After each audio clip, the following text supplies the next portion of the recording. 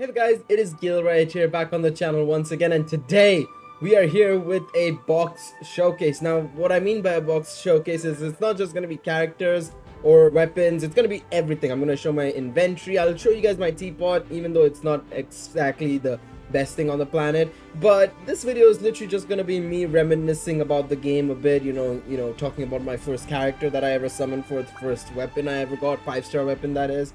And just generally stuff like that. We have one day to go till the anniversary, and of course there's rumors flying around that, you know, there's gonna be a 28th anniversary stream, there's gonna be nothing, stuff like that. But you know what, today is just about reminiscing, you know, talking about stuff. So you know what, in the comment section, let me know your favorite moment of Genshin Impact, be it your first ever 5-star you pulled, your favorite character that you pulled, or whatever it may be. Let me know in the comment section down below. I'd be glad to read through them. Of course, leave a like, subscribe to the channel. Of course, I would be glad to see you guys coming in for future videos as well, because obviously whatever happens tomorrow we'll be covering it. And yeah, let's get right into the showcase. So of course, I'd say that the best thing to do is, you know, start from the very top, and I think the best place to start is obviously with my traveler, of course.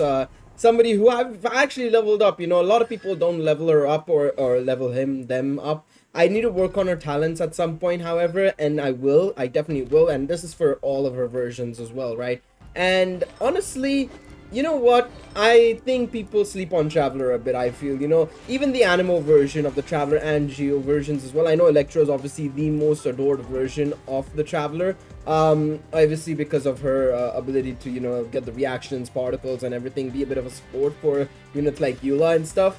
But even so, I still feel like each of them have their own use and are still usable to this day. Yes, they're not on the level of a Sucrose with the against the Animo Traveler, or Venti against the Animo Traveler, or for example Ningguang versus the Geo Traveler, or Zhongli versus the Geo Traveler, because they both can make structures, right? Or even Raiden Shogun versus the Electro Traveler. But I still feel, you know, leveling the Traveler up feels like you're, you know, working on yourself in the game. It's somebody you are embodying for the time being, especially because obviously the Traveler doesn't speak so much in the game. But yeah, I'm currently working on her artifacts as well, slowly but surely. You know, got the Noblesse set flowing. Trying to get a better pocket watch. I mean, it is a pocket watch, but better sands. The cup or the goblet changes from type to type. Obviously, the Electro one is on this right now because I was using the Electro. I switched to Geo for some of the puzzles I was doing when I was trying to get the 100% in leeway. Obviously, need to get a better mask or circlet because I want to get crit damage on this one. But overall, just again, a unit that I feel like is slightly underrated and I feel like deserves a lot more love. And then let's go on to my my first 5-star Venti. I never thought I'd go for Venti initially, but then I was just like, you know what, let me see what 5-star I can get, because I really desperately wanted at least a 5-star, you know, at the start of the game. And I was like, whatever I get, be it, you know, one of the standard 5 stars or whatever, I'll go with it, whatever it may be. And then of course I got Venti, of course, a unit that I feel like I haven't worked on a lot, you know, especially in terms of his talents. You know, obviously I'd probably need to level up his burst more than anything else, maybe his E as well.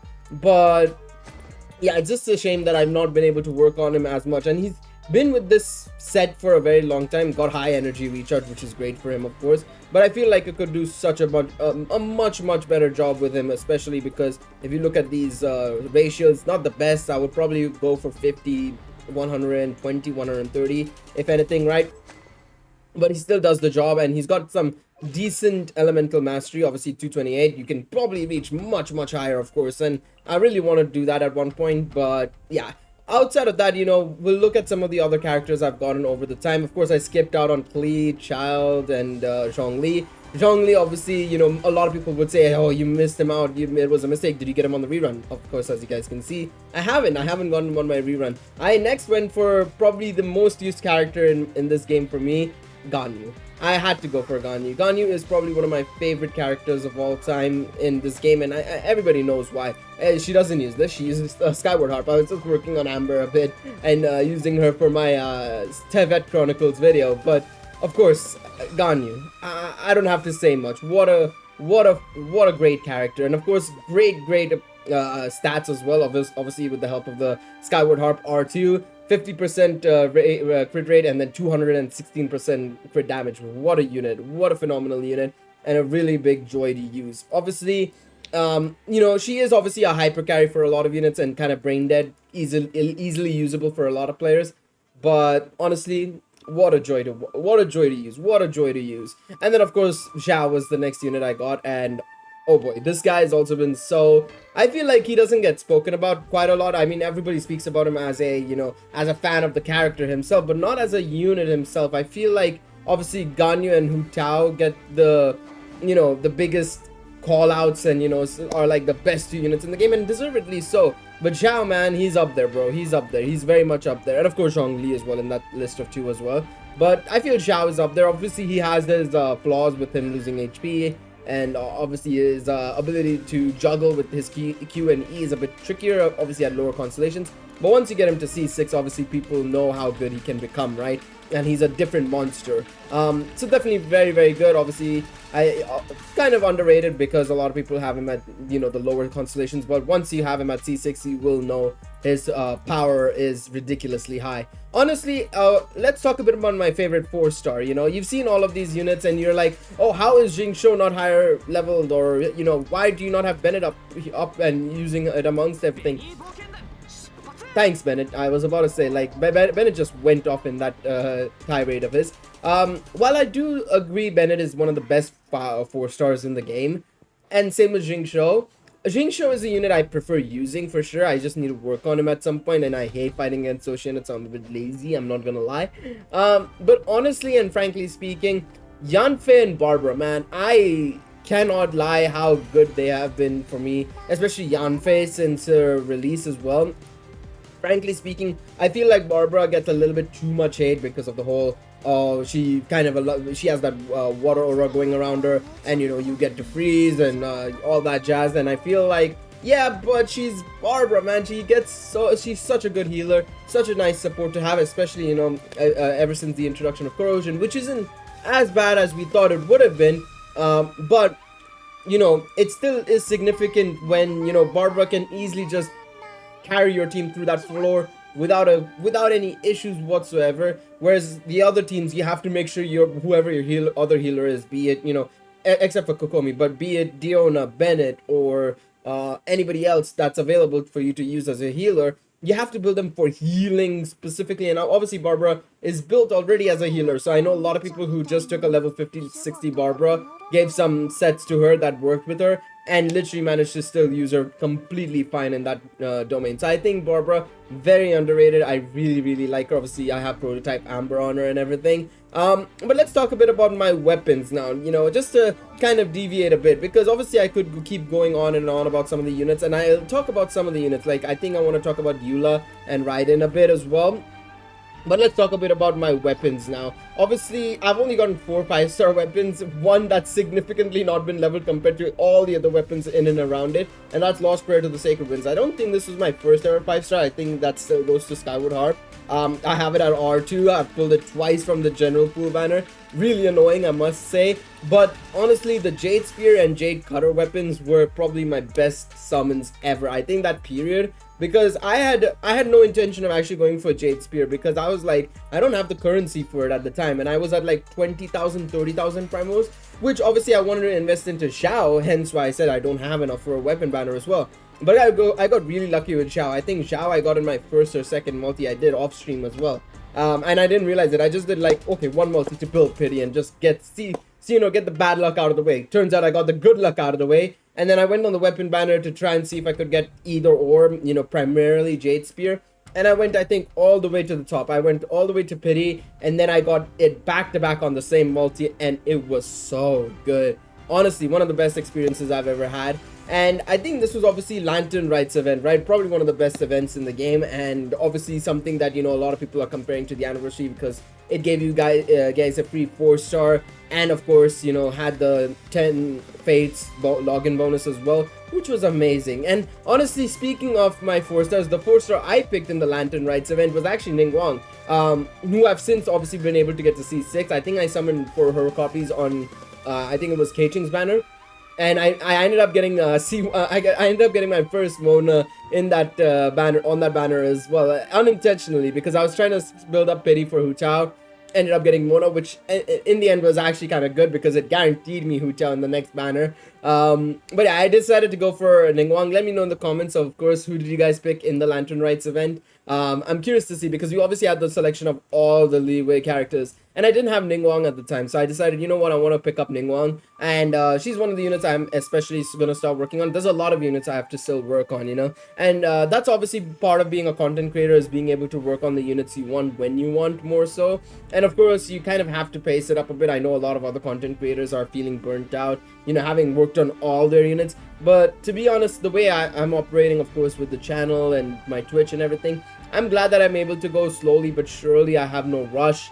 I don't spend primogems on restoring resin or anything. I'm just enjoying the game for what it's worth, and that's the case here as well. When I remember when Eula came out, obviously she came out the banner after Zhongli, and everybody was like, how are you going for Eula instead of Zhongli if you don't have Zhongli? But I was like, I'm going for a character that I really like, and from what I've seen and everything. And then obviously when I ended up using her, I even liked her more. What a fantastic unit. I really enjoy using her a lot, especially in the Abyss. She Raiden, I think she Raiden, Venti, and Diona make up the backbone of the second team I use. Obviously, the one thing I'm gonna do from now on is probably switch Venti and Xiao around to just see how that works potentially, and see how that team would operate. It'll be very interesting, to say the least.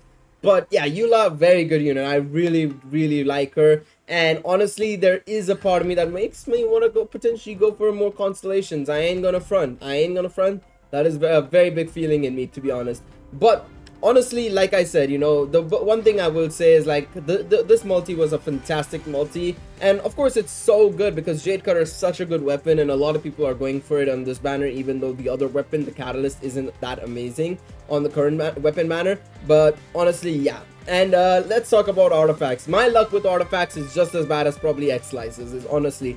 I do not get any luck here. I absolutely do not get any luck with my artifacts. I am just pumping artifacts over artifacts. You guys can see so many of them are just there, and they're so potentially good, but then I'm just there like, they're not good because I'm getting full defense rolls, and it's like, god damn it, why are you doing this to me, game? Why are you doing this to me? This is another one where main stat is questionable, and then even the substats is questionable as well, because where's the crit damage, where's the crit rate? It's just flat defense and flat attack, which is not amazing. But I will say, I remember, I think it's this one, because I switched around the artifacts again. It's not supposed to be on Amber, it's supposed to be on Hu Tao. This is probably the best artifact I've gotten, and it just happened a week or two ago, and I don't think I can ever beat this artifact. What an artifact! Such a good artifact for Hu Tao especially. Obviously I may have preferred crit rate technically, because of the fact that obviously if I do get Staff of Homer, that's going to be crit damage substat, and that would help out Hu Tao anyways.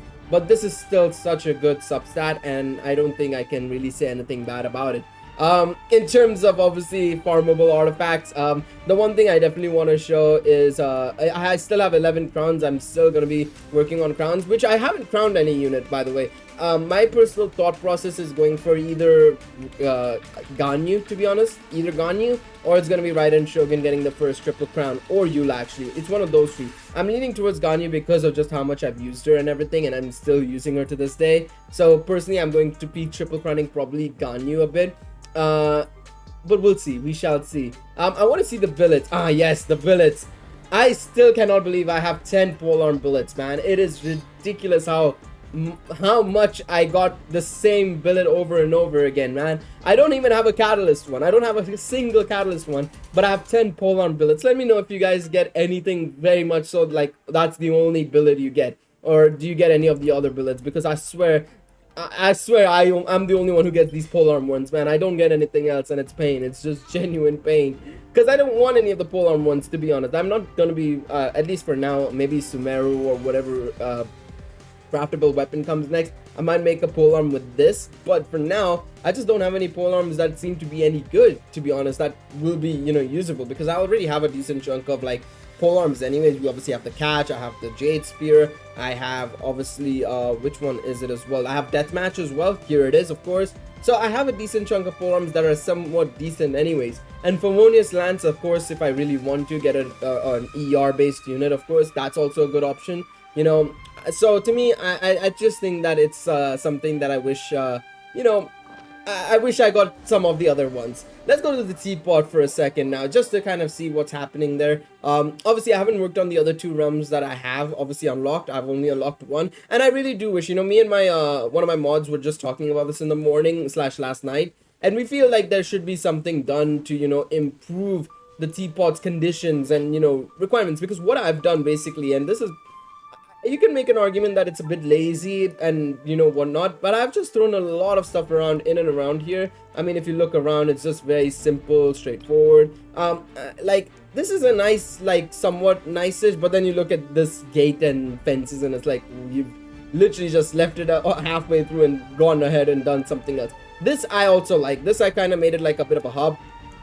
The middle portion is a bit empty, but I could definitely add some more stuff potentially. I do wish, obviously this one was just me throwing around a bunch of stuff, I'm not gonna lie. I do wish the load mark wasn't a stop go signal basically, and more so it told you how many things you could put in potentially. But yeah, I feel like the teapot could be done a bit better in my personal opinion. I'm looking forward to seeing if they will add anything. Let's go inside the building as well and see what's been happening in there. But yeah, I just feel like they could do such a good job with the teapot that they don't, and it's a shame. It's a damn shame. Obviously came out in 1. Which update was it in? 1.4? No, 1.5 I think. I think it was 1.5 with Eula and Zhongli, if I recall correctly. So it's had its time. It's been only 2 updates out. I do hope we get an Inazuma realm soonish as well. That would be kind of cool. I do wonder how they're gonna unlock. Oh yeah, this is my pine room. I didn't add that many, to be fair. I didn't add that many like some people did.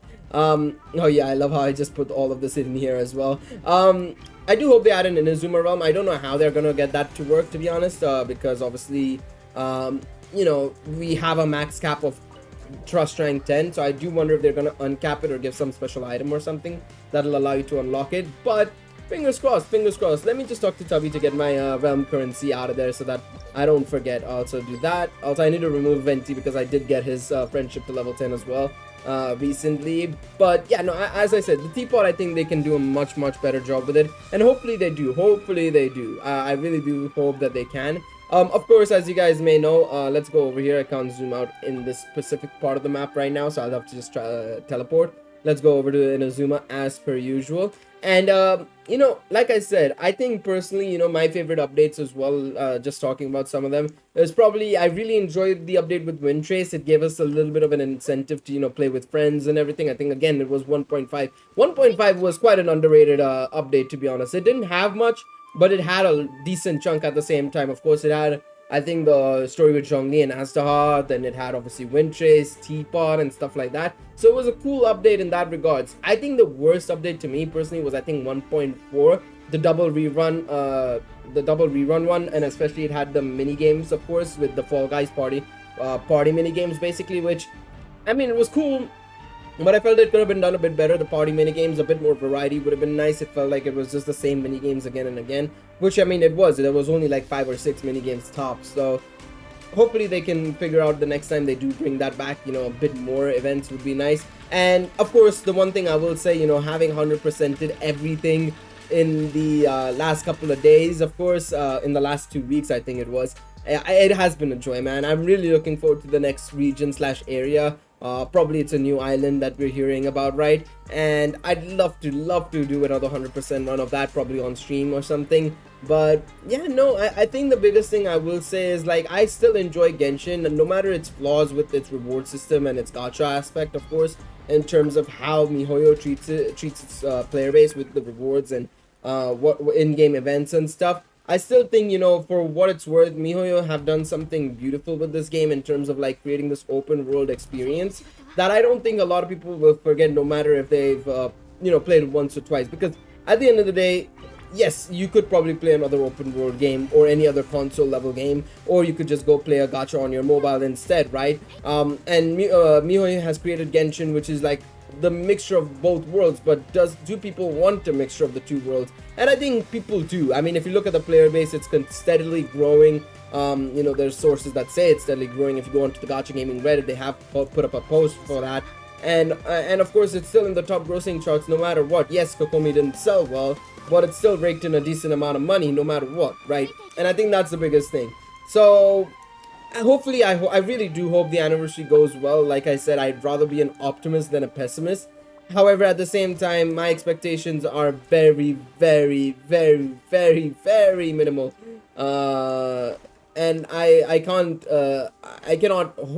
say that something is definitely going to come, because there is a very high chance nothing is gonna come.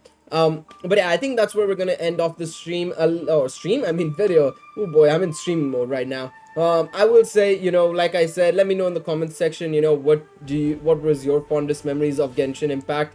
I went over some of the characters I had that I really wanted to talk about, and of course, just in general, my experiences with the game, my favorite updates, probably my worst updates, and just generally, just talking about like the weapons, the events, teapot, and stuff like that.